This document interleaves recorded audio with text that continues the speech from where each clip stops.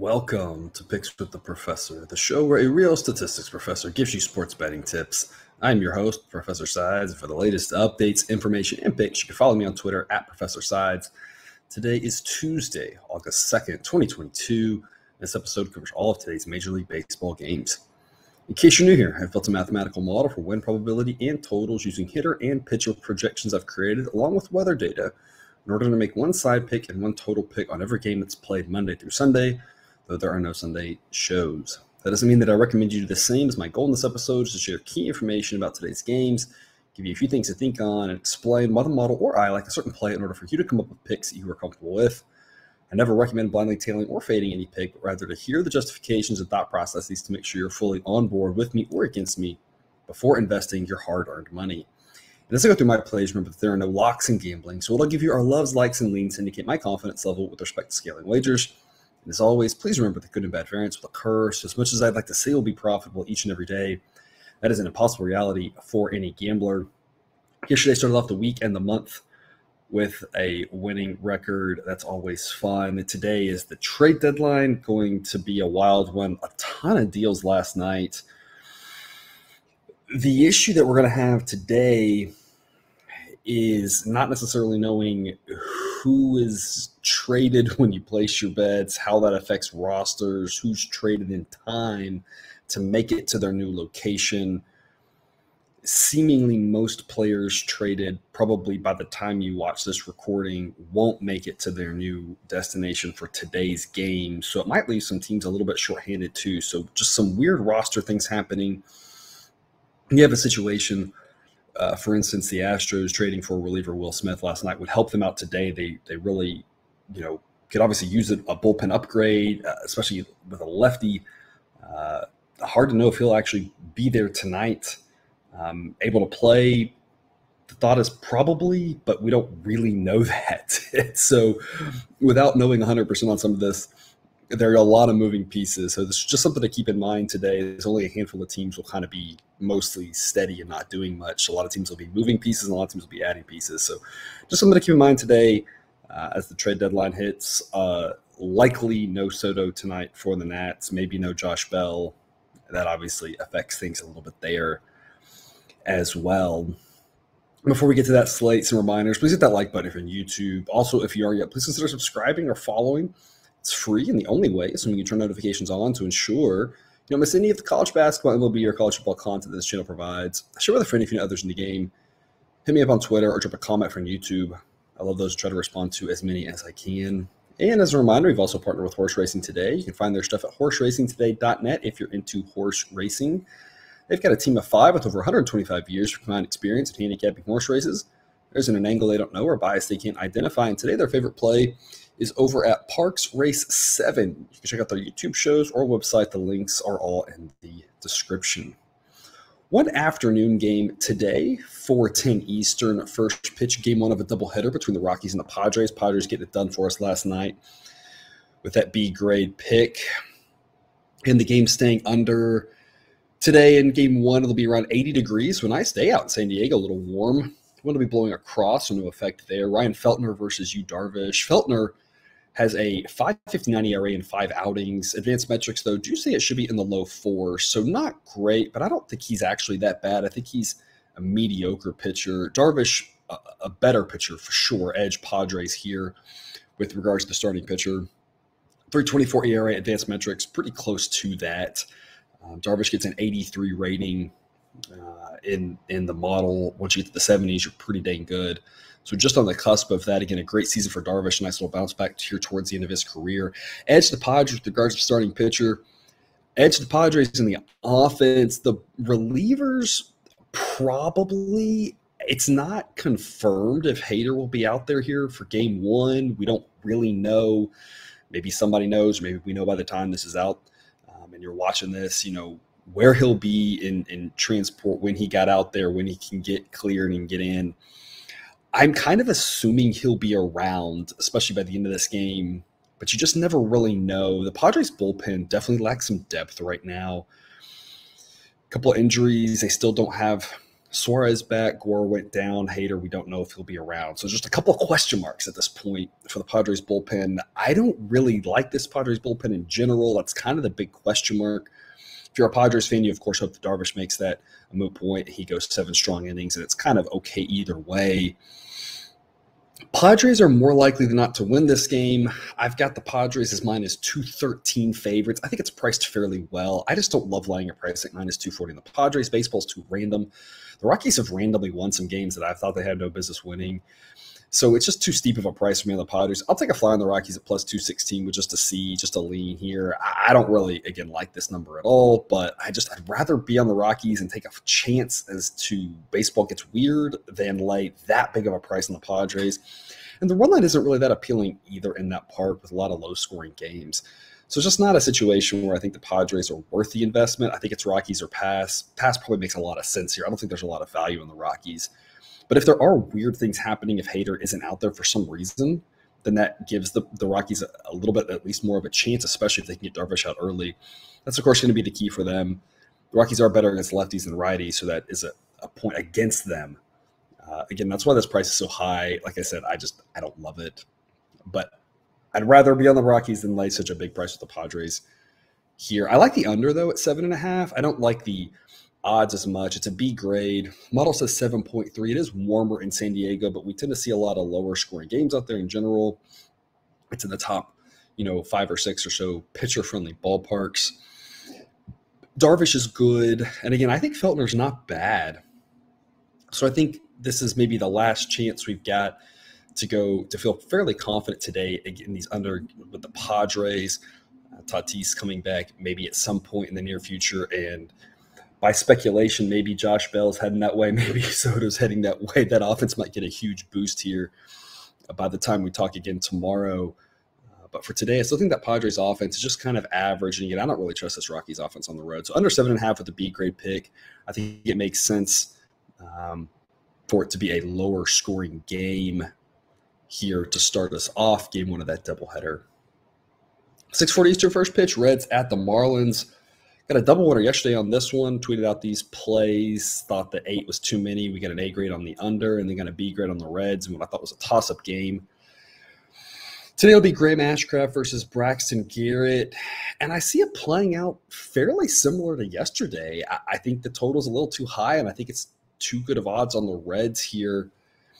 I think Ashcraft and Garrett are about fairly comparable. Garrett has a better ERA and better underlying metrics, but Ashcraft is a guy who projects slightly better going forward, might have the ability to give an extra inning on lengthwise. I think these starting pitchers are a wash. The Marlins relievers are better, but I like this Reds offense better than the Marlins offense, and with the lefty-righty splits here, the Reds offense gets a boost facing Garrett. So I think the Reds have a decent chance of winning this game. Plus 123, it's an A grade. The model says it should be Marlins minus 105. Again, a coin toss type game. Plus 123 is just way too good to pass up. It's a situation where I kind of want as many reasonable units as I can on this one, because if you're giving me basically a coin toss at plus 123, I'm taking that every time I can get it. And just as yesterday, I think the total's a little bit too high. I don't like this juice, though, at minus 125. Model says 7.3. It's not one I can be too heavily invested in at minus 125. And if it drops to 7, it's the same thing. It's really just a stay away. I just don't trust this Marlins offense to score. And the Marlins, with Garrett and a decent set of relievers in that part, probably keep it lower scoring. I just don't love these odds. Like I said, I think 7 to 7.5 is probably the right number. So I think it's priced fairly well, not nearly as advantageous as yesterday. But I think as yesterday, I think there's a lot of value here on the Reds at these big plus odds. And again, what I think is a coin toss type game, not going to be great baseball, but at least we can profit off it, I think.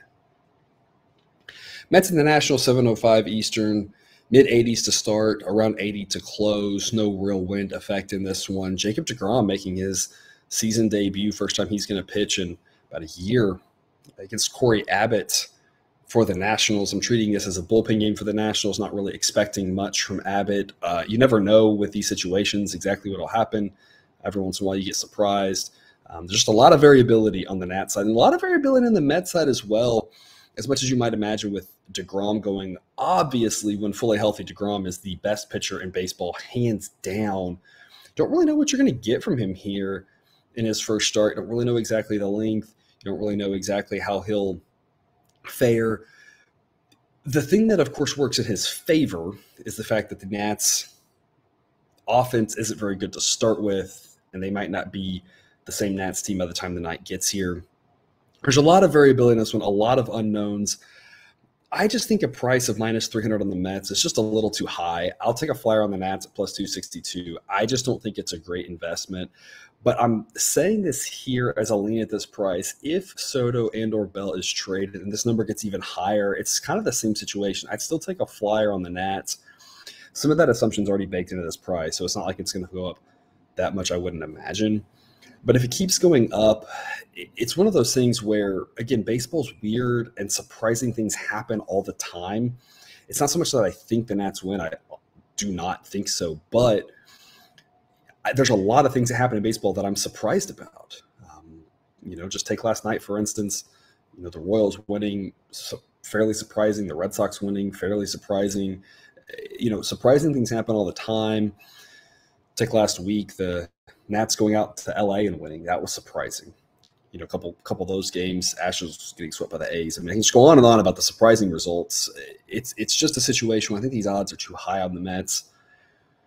If you could tell me for sure that Soto and Bell were going to get traded and I could lock in a price of Mets minus 295, maybe you could talk me into that, maybe, but it's still a really steep price. In general, obviously, this Mets team is a lot better than the Nats. I'm not breaking any news with that, but it's just too big of a price, in my opinion, with what we know right now. And there's an accidental chance that the Nats don't do anything at the break. Who knows? So I'll take a chance on the Nats there, but it's not one I like, obviously. It's just all about the price. With regards to the total, model says 8.7. I'll go A grade over. There's a lot of ways we win this over. If there's any issues with DeGrom not being 100%, any issues with him having, potentially rushed him back, any issues with potentially maybe Soto and Bell are still around and the Nats can eke out a few runs, that's really going to help. There's a lot of ways the Mets score runs here. I just think there's a lot of ways we can get to 8 and get over 8, so I love this over. Assuming the Mets play their full roster, which I don't see why they wouldn't. Now, it's one of those things where there's a weird world where hypothetically the Nats – maybe trade half their players, if they're good players, and the Mets decide, not to play their full A squad. They say they've got DeGrom going, they've got this one or something. Those type of things happen. I don't foresee that, though. I don't see why the Mets would just go out and play their normal guys. But if that were to happen, then it makes the Nats at plus 262 just that much more possible for us to win. So there's a couple things. There's just a lot of variability in this game. But like I said, I think the main thing is that there's a lot of ways we can get to 8 or over 8. The Mets could easily do it by themselves. And again, a lot of question marks on DeGrom. He might go 7 shutout, but there's a lot of other options on the table, in my opinion. 7:05 Eastern first pitch, Brewers to the Pirates. We'll start off around 80 degrees. We're going to close in the low 70s. Winds will be blowing out around 5 to 10 miles an hour tonight, kind of more dying down as the night goes on. Corbin Burns versus Bryce Wilson. Same situation here with regards to Rogers coming over. Not sure if he'll be there. We kind of assume he will, but that is obviously a cross-country flight. We assume he'll make it there. Even if he does, he hasn't been that great, so I'm not sure how much help he's going to provide.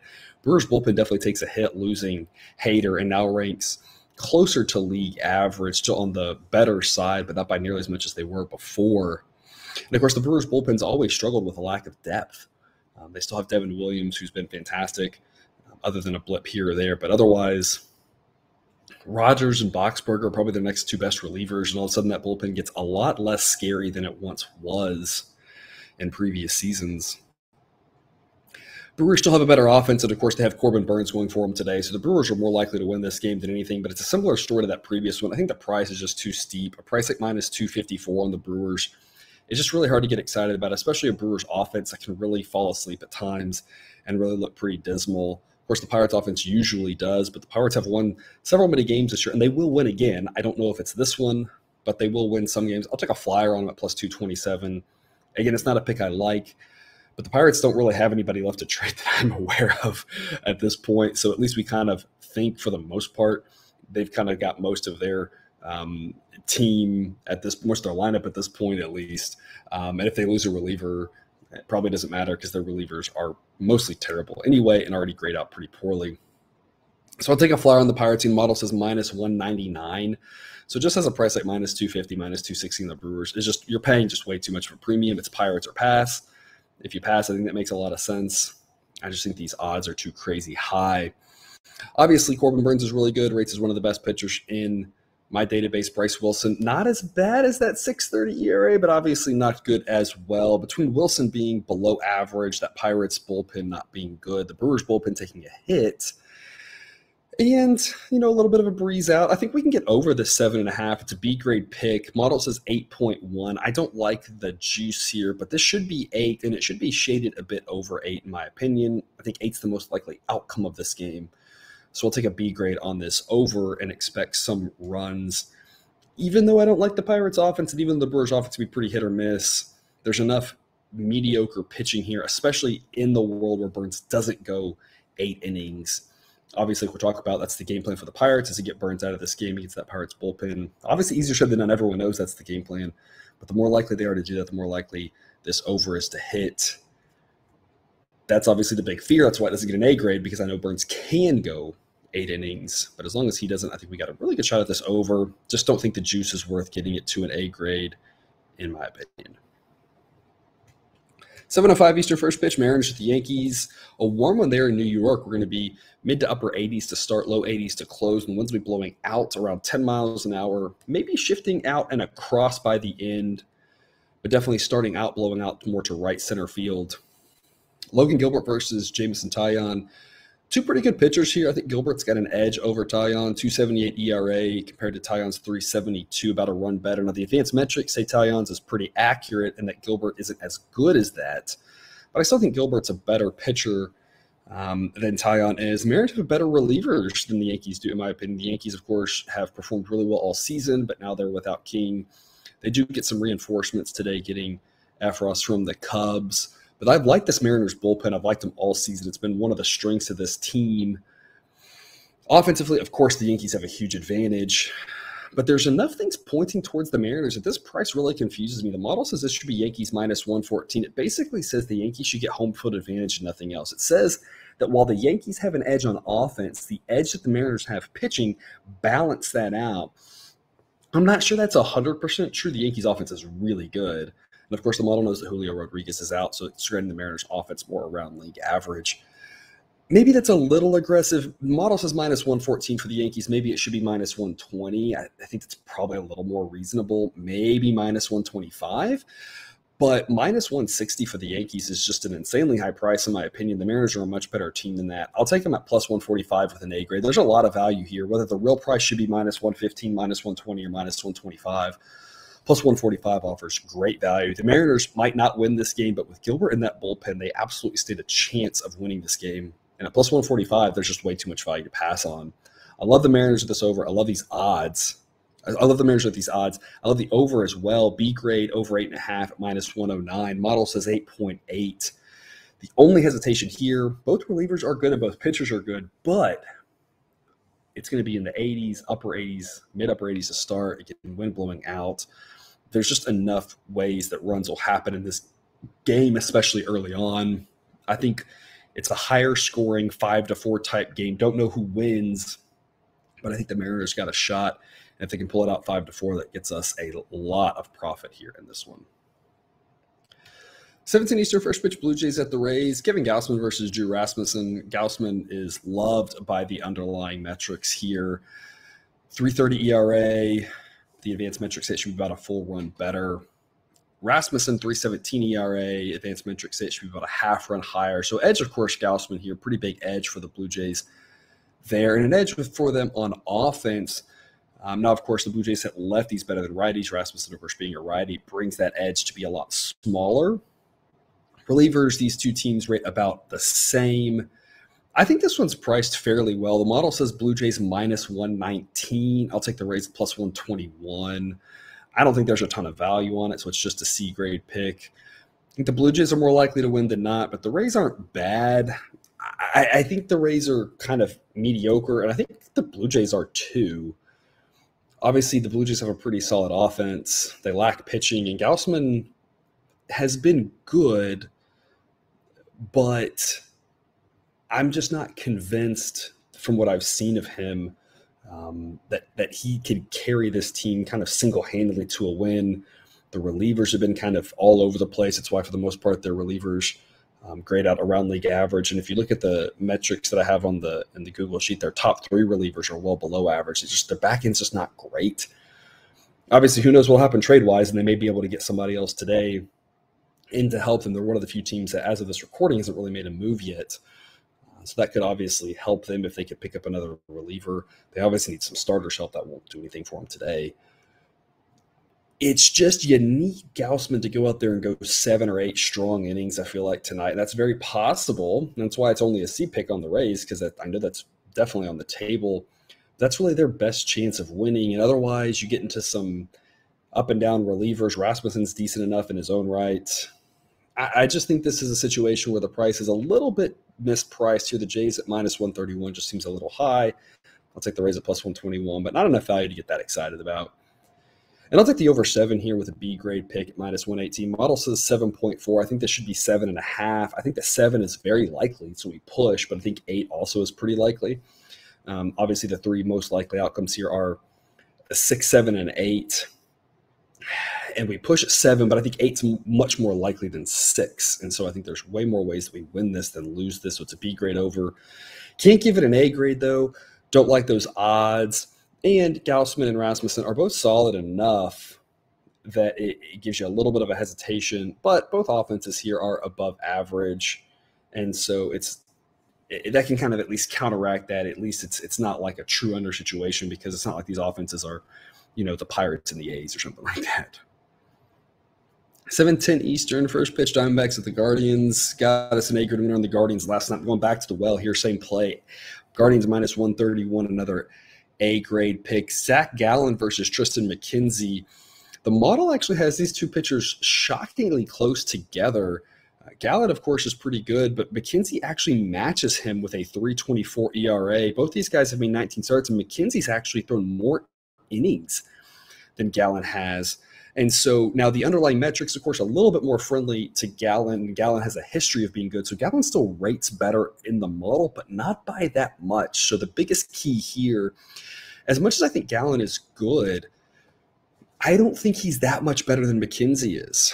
And so that's, of course, the only area that the Diamondbacks are going to have an edge. Their relievers trail behind the Guardians' relievers by a lot. Their offense lags as well. Not that the Guardians' offense is lighting the world on fire, but I think it's better than the Diamondbacks. So the Diamondbacks, with edges all across the field and at home, and again, only trail Gallen in the starting pitching matchup by a small amount. I think minus 131 is a great price. Model says it should be minus 154.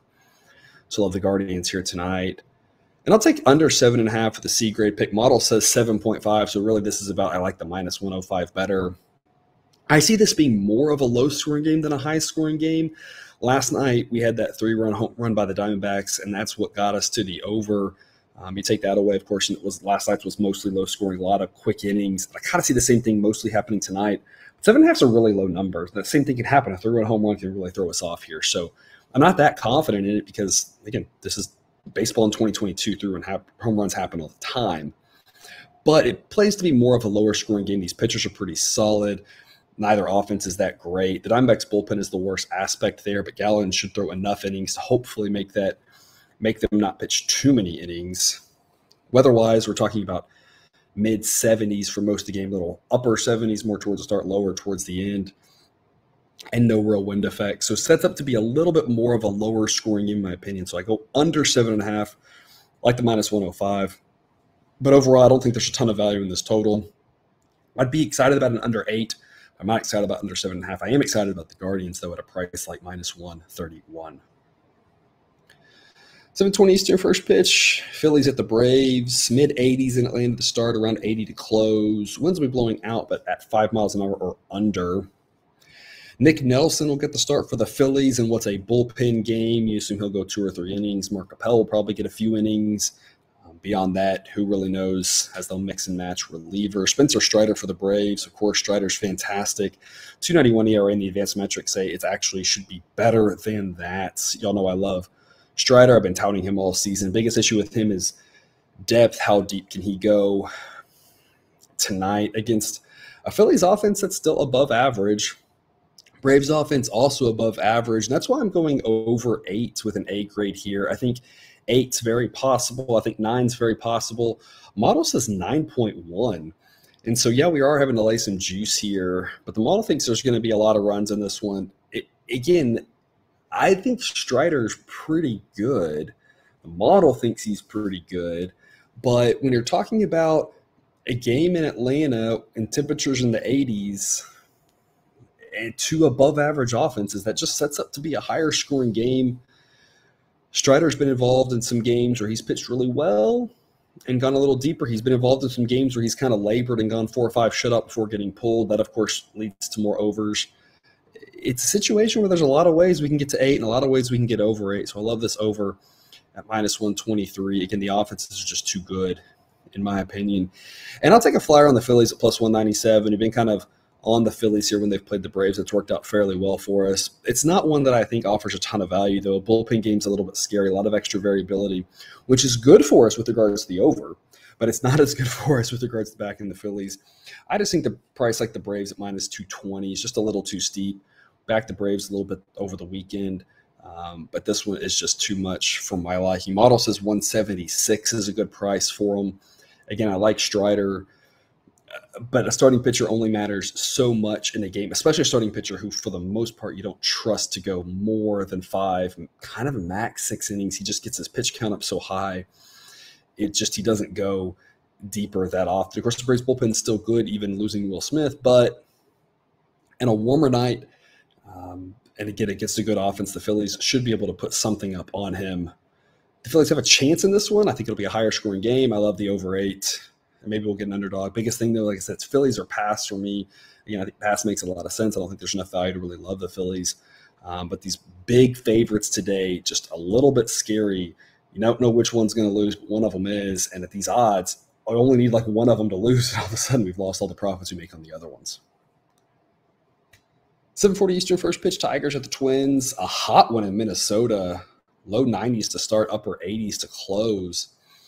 Winds will be blowing mostly across, be gusting up towards 15 miles an hour, so stronger winds, but mostly across. Probably not going to affect the total too much.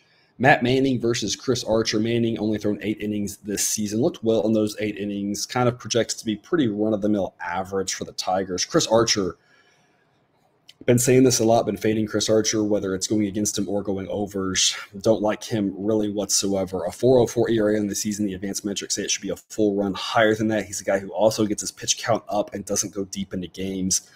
Archer is one of the worst starting pitchers in my database. I don't like – he's a guy – Strider does kind of the same thing. Now, Strider's the much better version of course, because Strider gets a lot of outs and a lot of strikeouts. But at least with Strider, the benefit is you got that good Braves bullpen behind him and a lot of depth in that bullpen, a lot of guys who can go multiple innings. The Twins bullpen's not bad. It's just not really that same sort of top-notch bullpen. Chris Archer starts to really scare me for the Twins. Back the Twins last night, a little bit scary, but got the winner there on them. Tonight, though, I just think, again, the price is too high at minus 175. I just can't get behind that. The model says it should be Twins minus 153. I think it's Tigers or pass.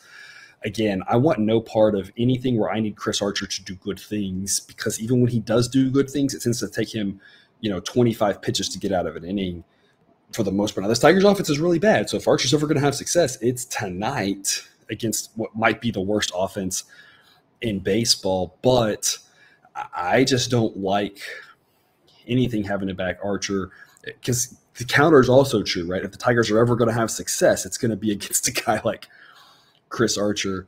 It's hot enough. I think there's going to be some runs in this game. The ball's going to really carry. Over 9 at even money is a B grade pick. Model says 9.1. So model says that the juice should be more like minus 115. So pretty decent value here with regards to these odds. Of course, 9's a reasonable outcome, so we could push. But I think 10 is slightly more likely than 8.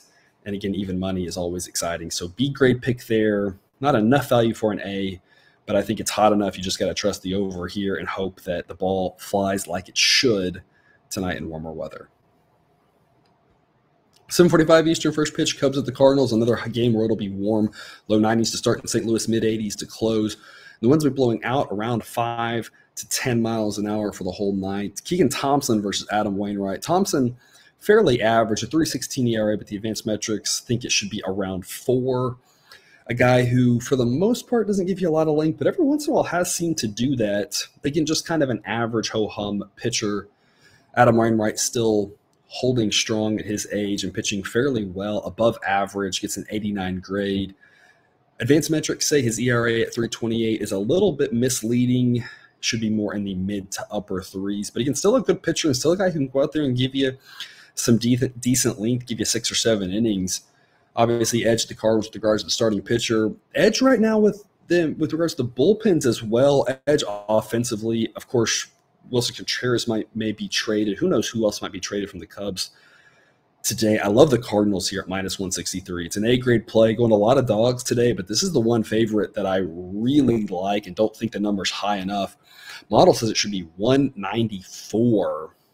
And this is not knowing who might get traded from the Cubs, how they may look a lot worse. The Cubs have been a team that's mostly struggled. They mostly struggle to score. The bullpen's been kind of one of their strengths. They've already traded one of those guys away. Who knows how many more they might trade away. Like I said, the Cardinals just should be priced much higher, in my opinion. I love them at minus 163.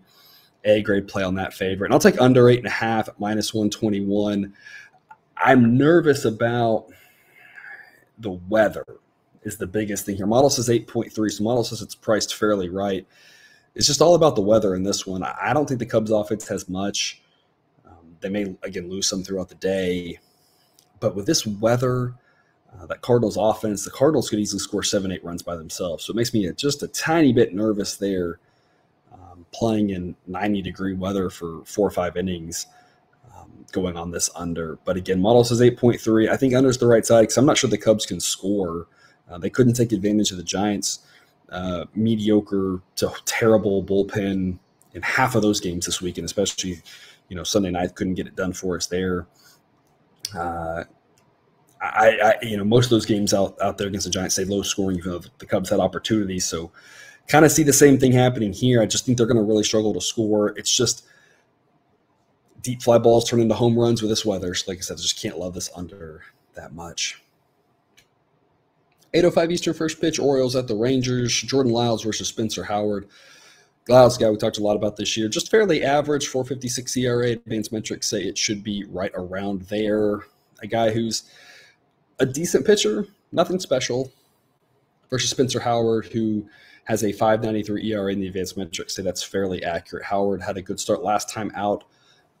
This time, though, still model thinks he's one of the worst starters in the database. Relievers give the Orioles a huge edge. Now, of course, the Rangers have an edge on offense, but it's not by that much. Model says the Orioles should be minus 116 favorite. I love the Orioles here at plus 110. Wrong team's favorite, in my opinion. I've tweeted about this. Mancini being traded doesn't actually hurt the Orioles that much. Who knows what else they might do today. I'm hoping that's it. I'm hoping that was kind of just the move made out of necessity. They got them a pretty decent pitching prospect from the Rays in that deal. And I'm hoping that was it because this Orioles team is still decent.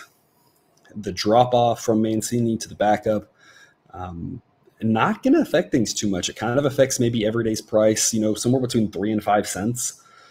But yesterday, the reaction was much stronger than I thought it should have been. And I think it's sort of the same thing here. I think people act as if, losing Mancini is going to really hurt this Orioles offense. And I don't think it's going to hurt them that much. Their offense wasn't the strength anyway. It was the bullpen.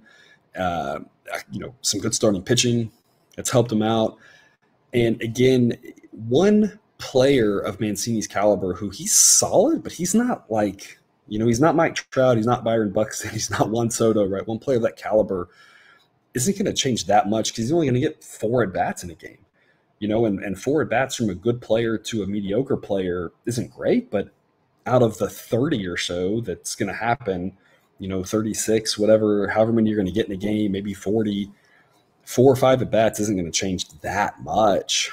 So like I said, I don't think it changes things too much in my opinion. I think the wrong team's favored. I think it's an overreaction. I think the Orioles at plus 110 is way too good to pass up. A great pick for me there. And I'll take the under 8.5 at plus 103. Just a lean. Model says 8.4. I still don't know what to do with these Rangers totals. We got the Rangers over last night, but it's just hard to be that confident. And the Orioles, too. It's hard to be confident in these two teams. You have a Rangers offense that can light it up, but can also look incompetent at times, kind of on average. Balances out to be an average offense, but they're just kind of all over the map. I don't trust their relievers. I don't trust Spencer Howard. So all that says over. But the Orioles, offense below average and really good relievers, kind of set up to be more of an under team. So it's a tough one to peg here. I like the plus 103, but I'm just not that comfortable in totals really involving these two teams the way they match up. Main thing, I think the Orioles got a great shot to win this. According to the model, 54% chance, 54% at plus 110 is a massively profitable bet that I want every day of the week. 8:10 Eastern first pitch, Royals at the White Sox. Upper 80s to start, low 80s to close. Warm one there in Chicago. Brad Keller versus Lucas Giolito.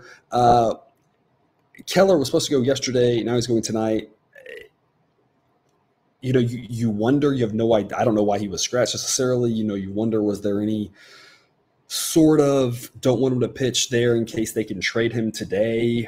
He might get scratched. And that if he is, I don't know. You never really know, especially this time of year, what's being reported as true, what's being reported as this is just what's being said. So who knows? Who knows if he's going to go tonight? So that's obviously something to keep an eye on and pay attention to with regards to your wager here, what gets no action and what doesn't. Assuming he does go, Keller and Giolito are both pretty solid pitchers, both of them above average. Both of them are guys who can give you some innings. Advanced metrics for both of them say their ERA should be in the low fours. Again, I don't think Giolito is nearly as bad as his ERA would indicate. Royals offense below average. White Sox offense against righties is fairly average. Even against Lynch last night, a lefty looked well below average. So I think this under makes a lot of sense. Under 8.5. It's an A-grade pick.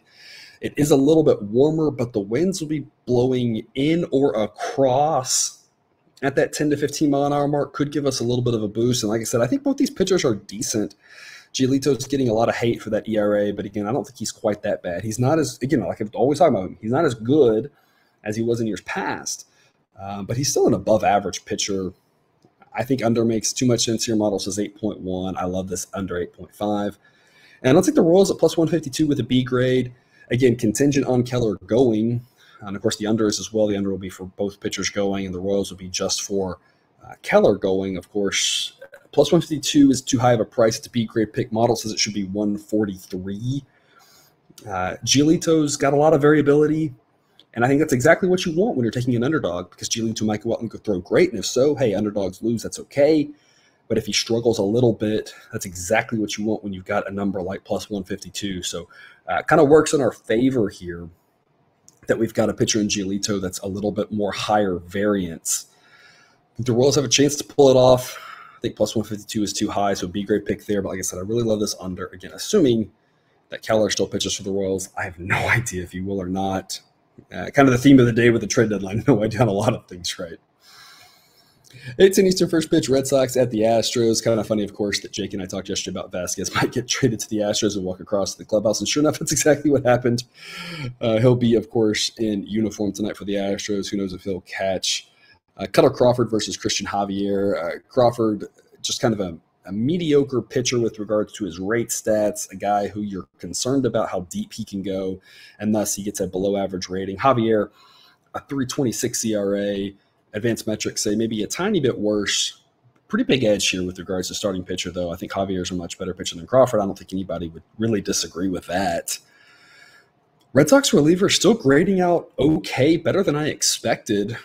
Astros relievers grading out fairly well, fairly good as well. That would be a wash. Of course, we saw both sets of relievers pitching last night, pitched fairly decent in that one. But offensively, of course, the Astros have a huge advantage. Model thinks this game's priced really well, though. Model says Astros minus 179, so I can't really find an advantage on either team. I'm taking the Astros at minus 188 with a lean simply because there's the possibility that JD Martinez gets traded today, or who knows who else for the Red Sox. We don't know what the Red Sox are doing. We don't know if they're buying or selling. There's some narratives, there's some worlds where I can make some of this make sense. But until we see the full picture of what happens, it's going to be really hard to know for certain. I don't think there's a lot of value on Astros at minus 188 right now. Again, unless we know that Martinez is being traded, which we don't. But knowing that's possible, there's Bregman's already out in the model, of course. So that's accounted for. We don't think there's anything else that's going to make the Astros rating get worse. We don't think anybody else is out. We don't have any other injuries. So the Astros rating should stay steady. The Red Sox rating might drop. And so I think if the Red Sox rating doesn't drop, I stand by the price right now is fairly accurate. Again, the model says minus 179. So if you're having to lay a price in the minus 180s for the Astros, or if you're getting a price around plus 170 for the Red Sox, there's just not a lot of value either way. But there's a world where the Red Sox get worse today. And so because of that, I'd rather have a stake in the Astros, because knowing that possibility says maybe the Astros should move out to be more like minus 190 favorites or minus 200 favorites, depending on how the rosters play out. So I'll take the Astros here, just knowing that the Red Sox, who knows exactly what they're going to do. They aren't going to get better tonight, but they definitely might get worse.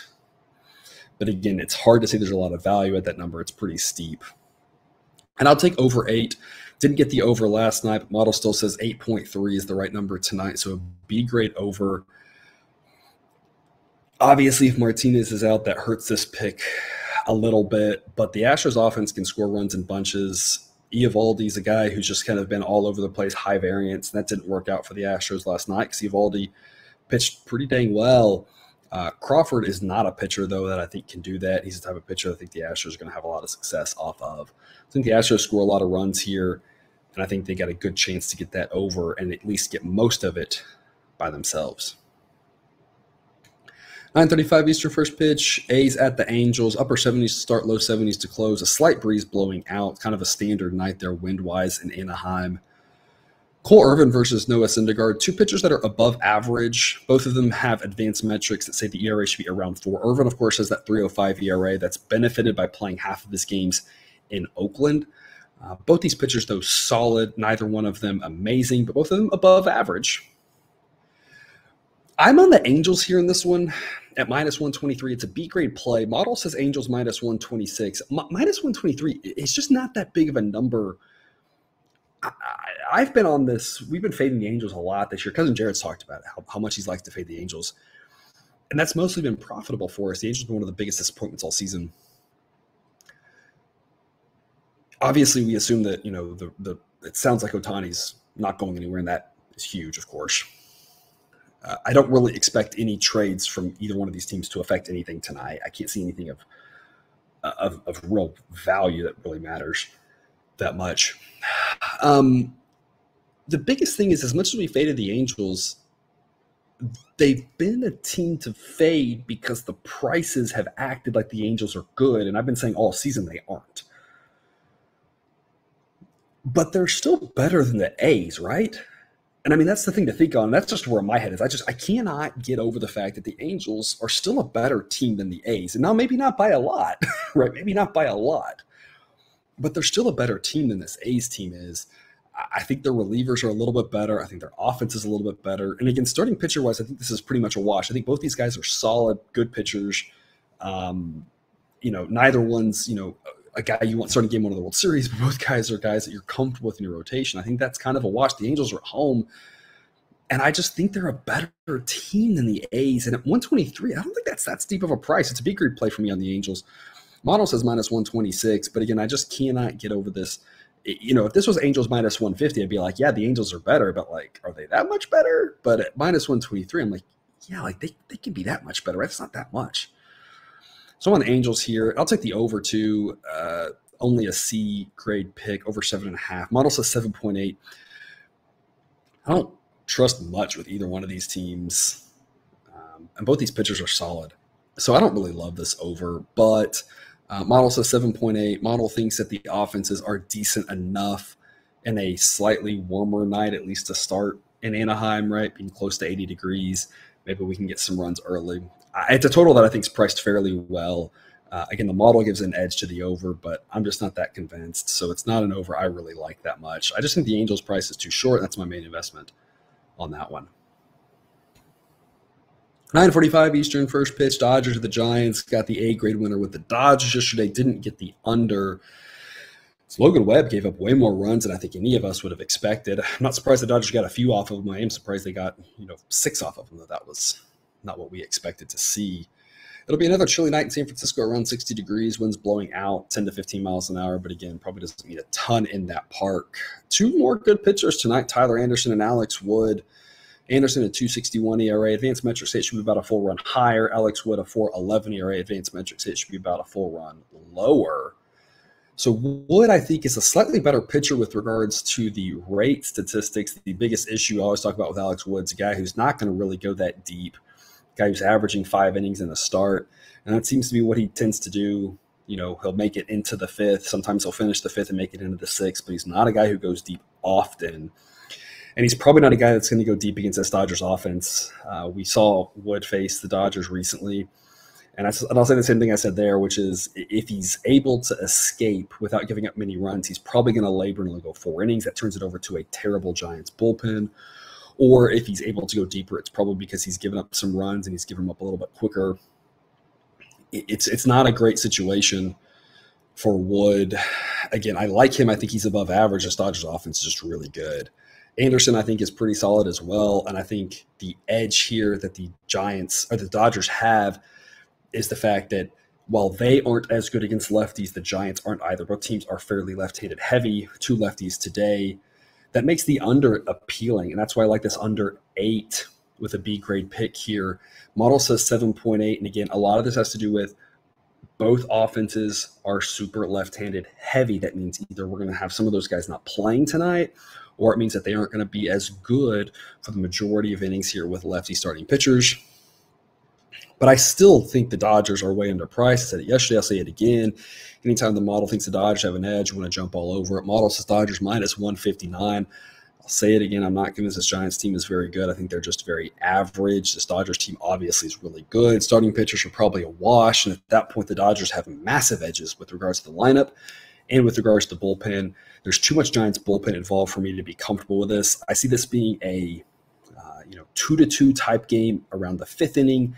And I think the Dodgers pull it out something like 4-2 because they will be able to score off that Giants bullpen and get us to the window there. A grade pick me the Dodgers at minus 132. Again, I think it's really underpriced, and a B grade under, as I think there's some value still with this under 8, again, given that both teams project to hit worse against left-handed pitching. And then to close this out, we'll come full circle where we started at doubleheader out in San Diego, game 2. For Rockies and Padres. It'll be a little bit cooler for the night game, mid-70s to start, low 70s to close. Winds will be blowing in or across, but also under 5 miles an hour, so no real effect there. Jose Urena versus Reese Neer for the Padres, treating that as a bullpen game, of course, not expecting many innings from him. And who knows how the rest of that will play out. We assume we'll see, this would have been a great spot for Mackenzie Gore, who's unfortunately not around. Maybe a Nick Martinez will get some innings. The 26-man call-up will get some innings for the Padres. A lot of relievers in that one, of course, for them. Urena is a guy whose ERA after his last couple starts has finally caught up to what the advanced metrics say. He's got a 4.67 ERA, and the advanced metrics say that's about right. So he's finally reached that point, just in a very dichotomous fashion.